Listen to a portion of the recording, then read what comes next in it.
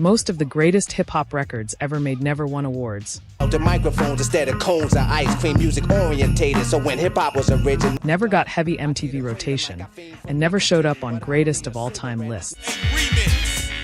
This is a remix. But they built the culture anyway. Stay with me. I hate rumors and I give tumors and I jammies, get Grammys and it Because this list rewrites what hip-hop history forgot. The girls envy my wife just because she's in the glamorous life. What she Before algorithms, before playlists, before rappers chased charts instead of respect. Melody is a must whenever I bust. The funky composition is crushed and I trust it. These records ruled streets, Jeeps, park jams, college radio, and DJ crates. You wonder how I got to this. Think about it. While labels hesitated, radio resisted, and MTV looked the other way. They fly with me. Nah, don't go looking in that closet, because you ain't got nothing in everything. From Brooklyn basements to Oakland corners, from conscious bars to street realism. until will I attract that girl you're with. I got sincere quality. From golden era lyricism to proto-gangsta narratives. Why the ones that deal, all the ones that fail, yeah. You can move if you wanna move. Here's the part nobody talks about. Hip-hop didn't grow because of the industry. This is it. Dope from the fly kid. The ice mic is back with. The industry chased hip-hop after it already won. This era decided everything that came after. Number 22, Oran Juice Jones, The Rain, 1986. The Rain wasn't just a song. It was hip-hop discovering emotional theater. Released in 1986, Oran Juice Jones stepped outside the traditional boundaries of rap and built a dramatic monologue disguised as a breakup record. The story unfolds like a short film. Down here so upset with you don't know what to do. My first impulse Betrayal, confrontation, heartbreak, and finality. counts. Yeah. I stuck you up for every piece of jewelry I ever All delivered with conversational realism instead of bravado.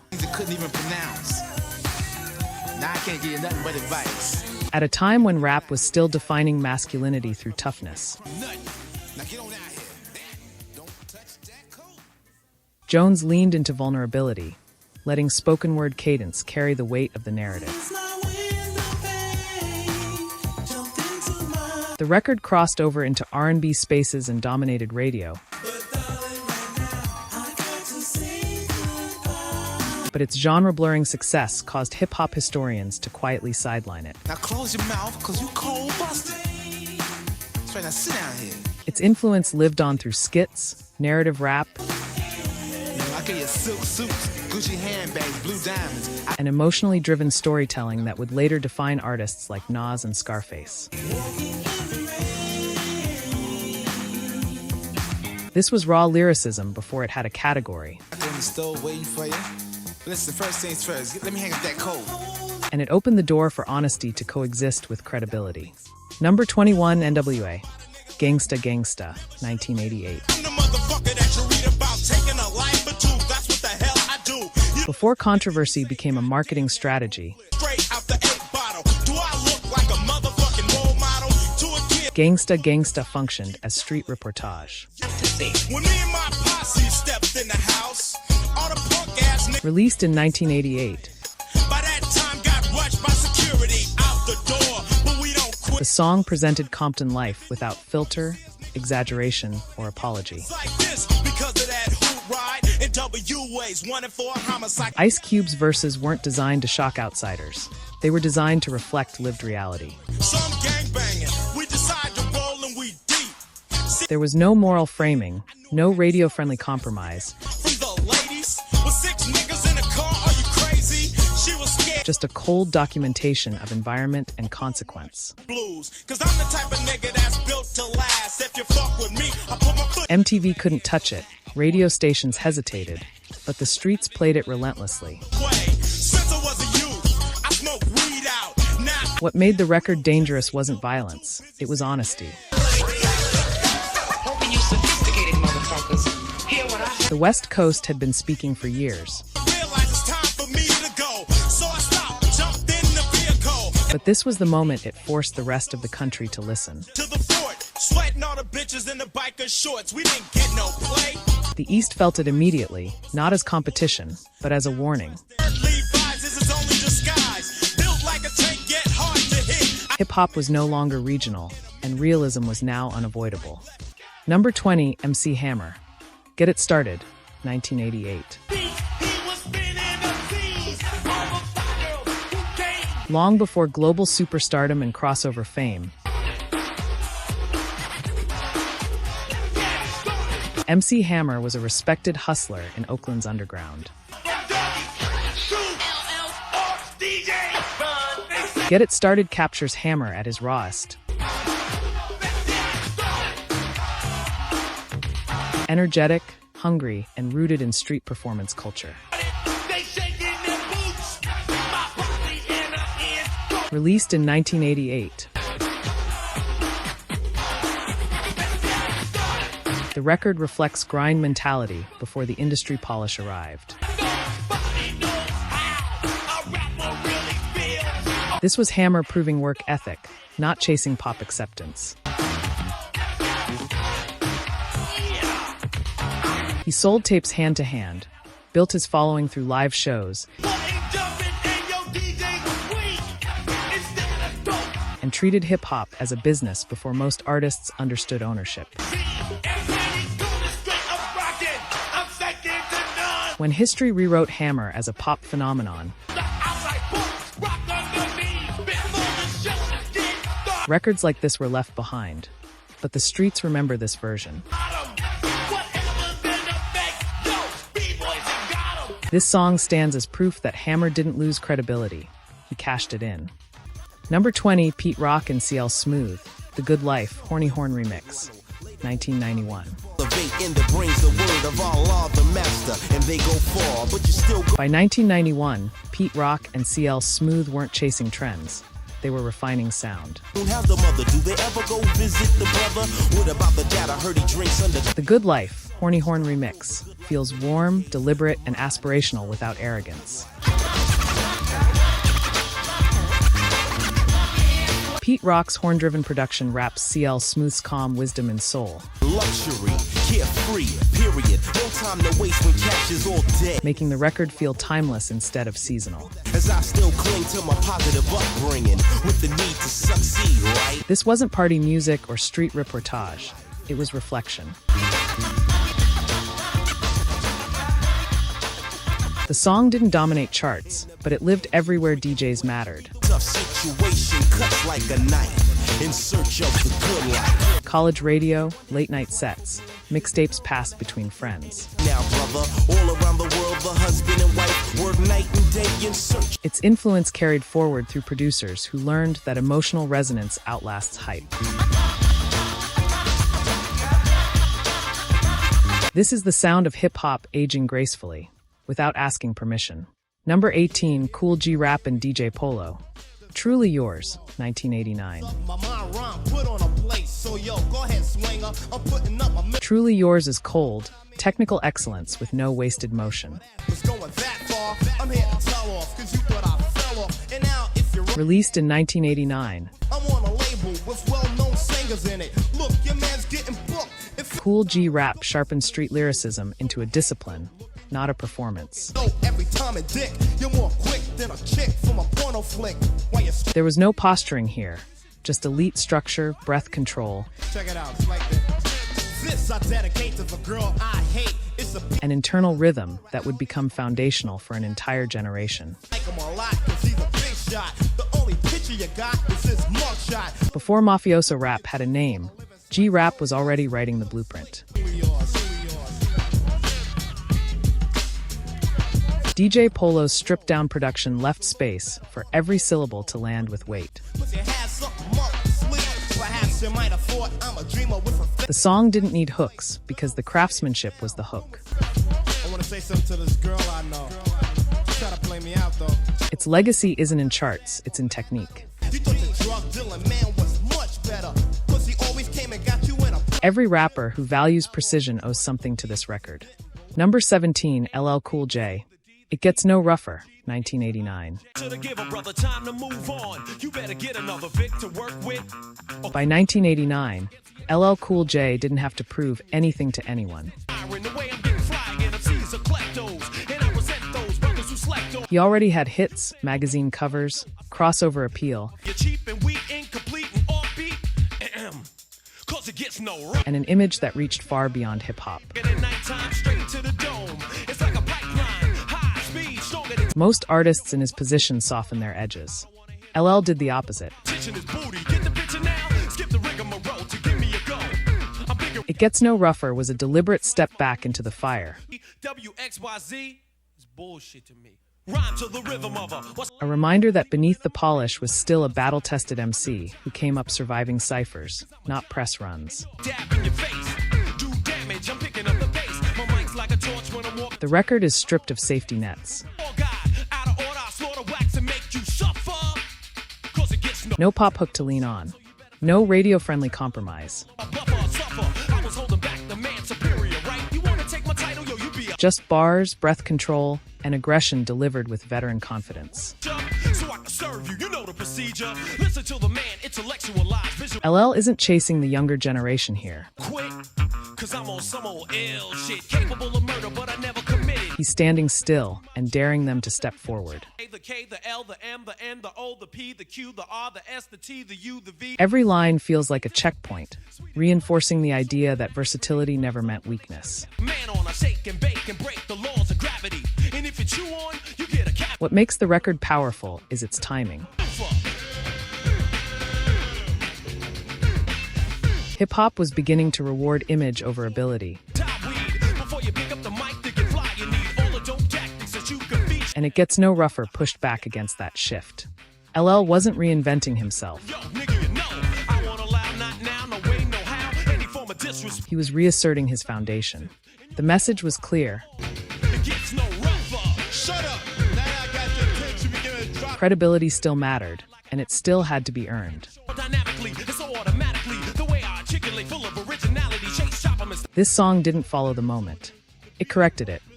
Number 16, Boogie Down Productions. You Must Learn Video Remix, 1989. 14 verse 13. Abraham KRS-One never treated hip-hop as background noise. For him, it was a responsibility, a platform, a classroom, a weapon against ignorance. You Must Learn didn't exist to entertain first. That's why you're failing us. I failed your class deciding with your reasoning. You're trying to make me you. It existed to educate. Released in 1989, Conclude with one concern that you must learn. the record reframed rap as a vehicle for historical awareness at a moment Black and white kids both take shorts. When one doesn't know about the other one's culture. when few artists were willing to take that risk. This wasn't preachy, it was urgent. Madam C.J. Walker made the straightening comb, but you won't know this if you weren't shown. KRS delivered facts with conviction, If you repeat this fact, they can't laugh at you. Genesis. challenging listeners to understand lineage, culture, and self-worth. The beat stayed minimal so the words could land clean, uninterrupted. To a black mentality, a black way of life for a jet black family. So I ain't Every verse felt like a chalkboard lesson delivered with street authority. for medicine. Garrett Morgan made the traffic lights. Harriet Tubman beat the slaves. The remix amplified its reach, especially through video, Working harder than ever. placing Black history directly into visual rotation. New York, come on now, it's like a chocolate cow. It doesn't exist, no way, no how. Its impact extended far beyond sales numbers. It's about Benjamin Banneker, a brilliant black man that invented the almanac. Can't you see what Teachers referenced it. Students replayed it. Debates started because of it. Analogy of Shem. Shem was a black man in Africa. KRS wasn't asking for permission to educate. He declared that hip-hop already belonged to the people, and therefore carried responsibility. This wasn't music you casually nodded to. It demanded engagement. rent is rent the smithereens. What do you mean when you say I'm rebellious? Cause I don't accept And once you heard it, you couldn't unhear it. Number 15, Gangsta. Words I Manifest, 1989. Words I Manifest feels like a late-night conversation with someone who's already figured life out. DJ Premier's production leaves intentional space. No clutter, no excess. While Guru's voice enters calm, grounded, and unshaken. This wasn't rap for hype. This was rap for clarity. And I'm about to let off knowledge, wisdom, understanding, truth. Released in 1989, the song rejected gimmicks entirely. Guru didn't raise his voice. He didn't threaten. He instructed. Lyrics to live to, righteousness rules, so I'll forgive you this time. Every bar carried weight because it didn't rush itself. Premier's minimalism wasn't empty.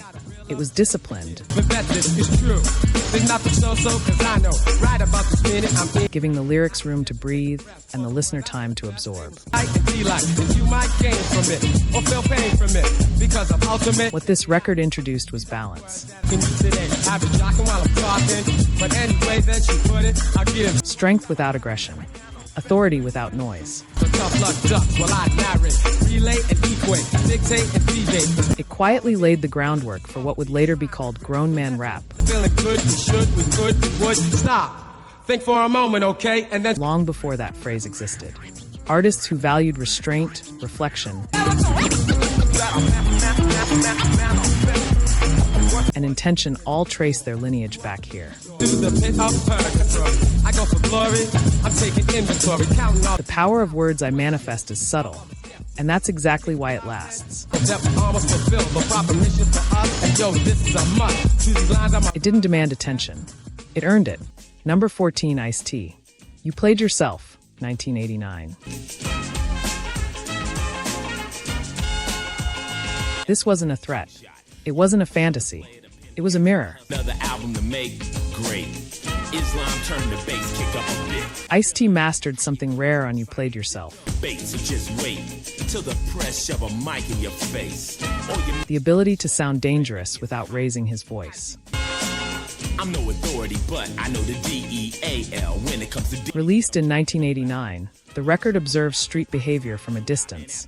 You can't buy no relationship, you played yourself. Letting consequences speak louder than bravado. There's no glorification here. Double that again, and still don't get sued, my friend. Just quiet acknowledgement of how ego and shortcuts destroy people from the inside out. That's right, you played yourself. Ice-T understood something early that many rappers would take years to learn. Truth didn't need exaggeration. Reality was already heavy enough. You can try to act smart, but let me tell you one thing, you got hard to perpetrate. By keeping his delivery calm and measured, he forced listeners to actually listen and reflect. 1,000 records sold, and these brothers start yelling about gold. This approach would become foundational to West Coast storytelling. You're through, you played yourself. Here it was still forming. The song doesn't lecture. It doesn't moralize. Black, hit the corner slow where the girls are at, and kick game the way it should be. It simply shows the outcome and steps aside. That restraint is what makes it powerful. They'll break you with speed, but you meet a freak, you try to turn her out. Hip-hop didn't always need to shout to be real. Ice-T proved that here. Number 13, 3 Times Dope, Straight Up, 1988. Philadelphia has always lived in hip-hop's blind spot, but Straight Up refused to be ignored. Released in 1988, the record carried East Coast grit with a distinctly Philly identity. Direct, confident, and unapologetic. There's no trend chasing in this song. No borrowed accent. No stylistic cosplay. 3 Times Dope sounded like where they were from, and they made no effort to soften it for wider acceptance. The energy is confrontational in its honesty, not aggressive for shock, but firm in presence. What Straight Up proved is that regional authenticity existed long before marketing departments decided regions mattered. Straight up, coming to you live, directly from Philly didn't need validation, it had voice. no remorse, hijack, rack, and six-pack, whoever's whack, organize them all in one big. This record forced that truth into the conversation. Number 12, Tuff Crew, My Part of Town, 1988. From the heart is in effect, so I say buddy, study, think and learn, dig the more. Before labels figured out how to package neighborhoods, Tuff Crew documented theirs. When it's time to go, asking for a number from any member of the Tuff Crew band. My Part of Town isn't concerned with national attention or crossover appeal. It's a local record in the purest sense. Yeah, history. You try to compete and bust the groove, but when it came to battle with a fuck A sonic snapshot of Philly streets told by people who lived them. down with the funky sound from my part of town. Yeah. Released in 1988, the song captures pride without exaggeration. Acknowledge my song, bring my posse along to the party, cause danger zone. There's no myth-making here, just reality delivered plainly.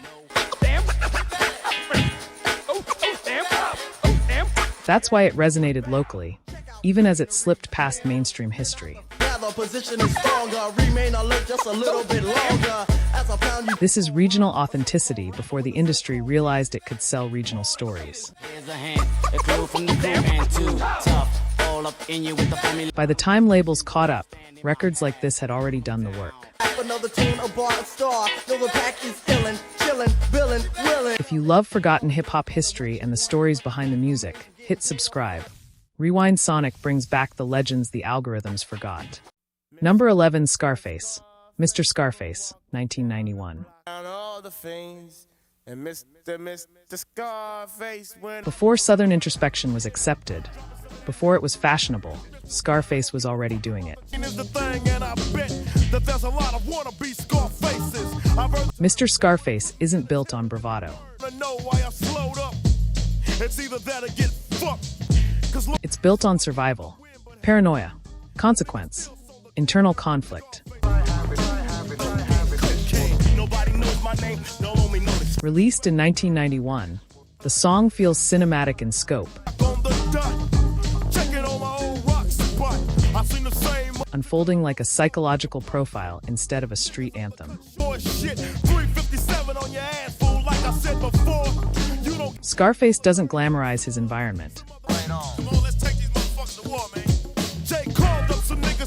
He examines it, questions it, and exposes its toll. This record quietly redefined what Southern rap could be. Not louder, not flashier, just deeper. It opened the door for emotional complexity in a region that had been dismissed for too long. Scarface didn't just represent the South. He humanized it. Number 10, the D.O.C, The Formula, 1989. New kids in the hood. Yo, man, we got the right stuff. Hit it. The Formula sounds like a rival. Released in 1989, it captures the D.O.C at his sharpest, flawless structure, clean cadence, total control. Every bar is intentional. No filler. No wasted breath. Just a little bit better than my competitor. You should never underestimate. This wasn't flash, it was precision.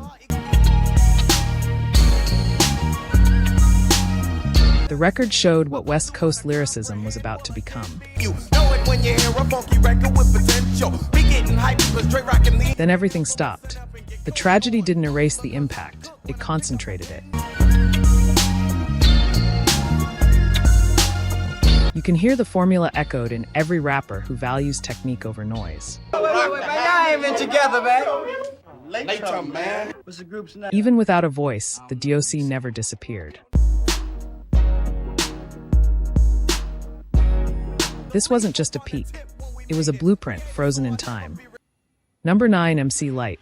Stop, Look and Listen, 1990. We're doing Arsenio. Actually, Arsenio is airing tonight. MC Lyte didn't arrive asking for permission. She arrived commanding silence. By 1990, hip-hop had already decided what it thought a woman on the mic was supposed to sound like. You can start shaking and moving all around to the Lyte DMC and the king of Playful, supportive, decorative. Stop, Look and Listen shattered that assumption immediately. I'm gonna strip you of your peace of mind. Now your peace is mine. Damn, that's unkind. Lyte's voice doesn't flirt with the beat. It stands over it. Calm, focused, unmovable. There's no theatrical aggression here. No shock value, just total control. Always up to something, but when it comes to the rap category, MC Lyte doesn't rush her words because she doesn't have to. Lyte, let's go to the schedule. She speaks like someone who already knows she belongs and expects you to catch up. Gonna take the time to drop a dope line, or maybe even two for you and your crew. Every bar feels measured, deliberate, sharpened. What made this record dangerous was its confidence. Lyte didn't lean on identity politics or novelty to earn respect. Let them play leg 1 and leg 2, they do the jumping, the dancing, the pumping. She didn't explain herself. She didn't soften her edges. So creating the dope dev rhyme that is always being taken by a sucker MC. She simply demonstrated mastery and dared anyone to deny it. With the rope-a-doper, I got the clean drawers on, yeah, I hope you do, because this wasn't representation. It wasn't a breakthrough moment. the sport, let it be taught that Lyte DMC is taking no shorts. It was authority fully formed. And once hip-hop heard it, there was no going back. Number 8, Special Ed. I'm the Magnificent, 1989. You are the Magnificent. So let's do it. Some artists grow into greatness. Special Ed arrived with it. I'm just conversing with you. Released in 1989, I'm the Magnificent still feels unreal when you remember how young he was. Tough cookie. I think you better call your bookie, cause you can bet your life that I'ma play your life. There's no trace of insecurity. No adolescent reach. Just precision, balance, and poise that many veterans never achieved. I'm not an actor, it's just a factor that we're famous, so don't blame us for nothing. What makes the record timeless isn't the bravado, it's the calm behind it. Special Ed doesn't sound like he's trying to prove himself. He sounds like he already knows who he is. Yeah, we're gonna do it this way. I'm the Magnificent director, and you... The confidence is internal, not performative. That's why it ages so well. Before the show and again when I jet, so I get mine and I'm gonna get more. There's no youth gimmick. No framing him as a prodigy. I'm the Magnificent, dynamite, super dope, out of sight, special. The song doesn't ask you to admire his age. It asks you to respect his skill. And that distinction matters. Hip-hop didn't embrace him because he was young. The play, so for me it's recreation. It's not just a job, it's an adventure. It embraced him because he was ready. History didn't forget this record. It studied it. Number 7, Low Profile. Funky Song, 1990. Before West Coast dominance became inevitable, it was experimental. Before empires, there were sketches. Funky Song doesn't announce itself as revolutionary. And that's exactly why it matters. Released in 1990, the record feels like groundwork being poured quietly, away from cameras and hype. The sound isn't polished into legend yet. It's searching, testing, learning its own weight. This is where ideas are formed before they're perfected. where sonic philosophies are hinted at rather than declared. Nothing here screams future icon, but everything here points toward one. That's what Blueprint Records do. They don't get statues. They get footnotes that turn into foundations. Number 6, Eric B. and Rakim, Microphone Fiend Remix, 1988. Before this record, rappers rapped on beats. After it, they rapped inside them. The lab, without a mic to grab, so then I add all the rhymes I had. Rakim didn't just refine flow. He altered how time behaved in hip-hop. And the mic is a Drano, volcanoes erupting, rhymes overflowing, gradually. On the Microphone Fiend remix, breath control becomes weaponry. Silly rabbit, the prescription is a hypertone. That's heroin, I fiend for a mic. Internal rhyme turns into architecture. Bars fold into each other with mathematical precision. Come, my DJ cuts material. Yet never feel cold or mechanical. That don't slow 'em up, I carry a full pack. Now I don't wanna have to let off, you should've kept. The terrifying part is how effortless it sounds. Smacked up any entertainer. I got a torch to chamber one-on-one. And Rakim doesn't sound like he's pushing boundaries. He sounds like he's discovered them and moved past. Magnetized by the mixing, vocals, vocabulary, and verses just stuck in. Other MCs didn't realize the rules had changed until it was already too late. Never seen when I'm fiending for a microphone. I'm the microphone fiend. This wasn't evolution. It was a rupture in the physics of rap itself. And nothing ever truly sounded the same again. Number 5, Steady B, I'm Serious, BDP Remix, 1989. I was listening to BDP when suddenly... This record doesn't feel competitive. It feels collaborative, and that was radical. Believe it or not, this is a remix. Philly and the Bronx come together here without posturing. Serious. When it comes to women, ain't about games, so make sure you give it. Without ego, without regional paranoia. Stop's complete cause I'm serious. Because of the fact that this... I'm Serious, BDP Remix. Feels like a conversation between philosophies. Come again, Steady B, like this. I'm gifted, physically and mentally. Street energy meeting disciplined ideology. Last breath will be kicking the rhyme till there ain't nothing left. Man, I'm not crazy, I'm see. At a time when rivalry sold records, this song chose unity instead. Yes, man. Yes, man. It reminded listeners that hip-hop wasn't owned by cities. It was shared by them. What's right to make your move? Make your groove with the rhymes of recite. The remix doesn't dilute either side. It strengthens both. I'm so serious, I won't tolerate any posse, any crew, any single fake. This wasn't about who was better. It was about who was connected. Melody, definitely serious. DJ Doc, definitely serious. And that message still echoes louder than charts ever could.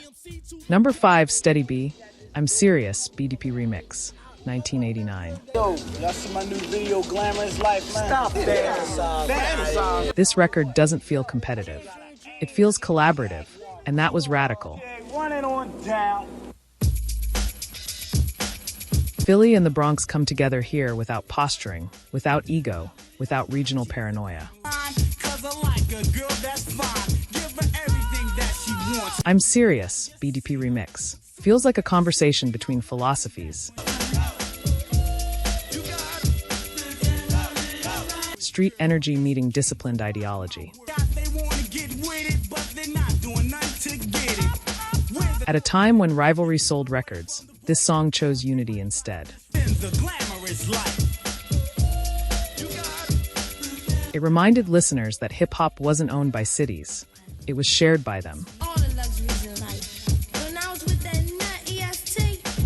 The remix doesn't dilute either side. It strengthens both. I knew that's what it was. Yo, what's up? What's up, man? This wasn't about who was better. It was about who was connected. And that message still echoes louder than charts ever could. Number 3, YZ, Thinking of a Master Plan, 1989. This song breeds anxiety. YZ captures the mental space between ambition and survival. Where dreams exist, but guarantees don't. Every line feels pressed by urgency, like time itself is watching. There's hunger here, but it's sharpened by fear, not fantasy. He doesn't sound like someone envisioning success. He sounds like someone needing it. That tension is what makes the record unforgettable.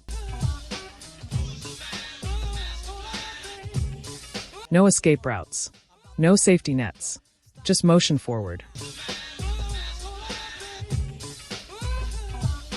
Because standing still isn't an option. This isn't motivation rap. It's survival rap. Number 2, Lakim Shabazz, Pure Righteousness, 1988.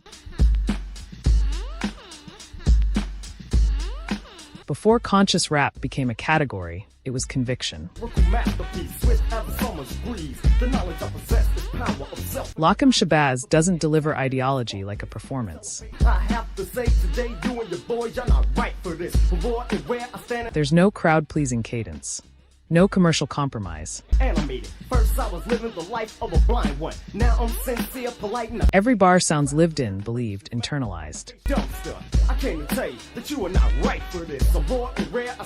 This isn't messaging, it's worldview. This is an educated guess upon who can manifest. Ejaculate lyrics into the mic. Pure Righteousness feels less like a song and more like a statement preserved on wax. Peace as I unleash. It doesn't explain itself because it doesn't need to. It trusts the listener to rise to it. This record didn't chase attention. It waited for understanding. Number 1, Public Enemy, Night of the Living Bassheads, 1988. It's PETV with you. This wasn't entertainment. It was intervention. Millions to hold us back, which is causing ruckus everywhere. Here it is! Public Enemy didn't describe the problem. They confronted it. For the protest for PETV, Live is my homeboy. Night of the Living Bassheads forces the listener to sit inside addiction. We gotta fix it. Check out This is MC Lyte coming live in exploitation and systemic decay without comfort or escape. Please don't confuse this with the sound. I'm talking about bass. The beat is chaotic. The delivery is urgent. The message refuses to soften. To the controversial group, Public Enemy, and their new album, It Takes a Nation. There's no distance between artist and subject here. No moral high ground. What it proved? It's here like the groove. The problem is this. Just exposure. Raw, uncomfortable, necessary. Yeah, boy! Yo, bust the move. The record doesn't age because the conditions it addresses never disappeared. The violence associated with it is bringing our country to its knees, and we're not going to stand. Public Enemy didn't make music to be remembered fondly. We lost our language. We lost our religion, our culture, our God. They made it to be remembered accurately. And decades later, the mirror still works. Drugs are having on our society in what is now termed the Basshead syndrome. We're also These records didn't disappear. They were buried under marketing. Front, an ultra-hyper faction known as the Brown Bags lodged a protest today against rap music. Which one do you still carry with you? Which one should have gone further? Next episode, we dig even deeper. Rewind Sonic, where hip-hop history never fades.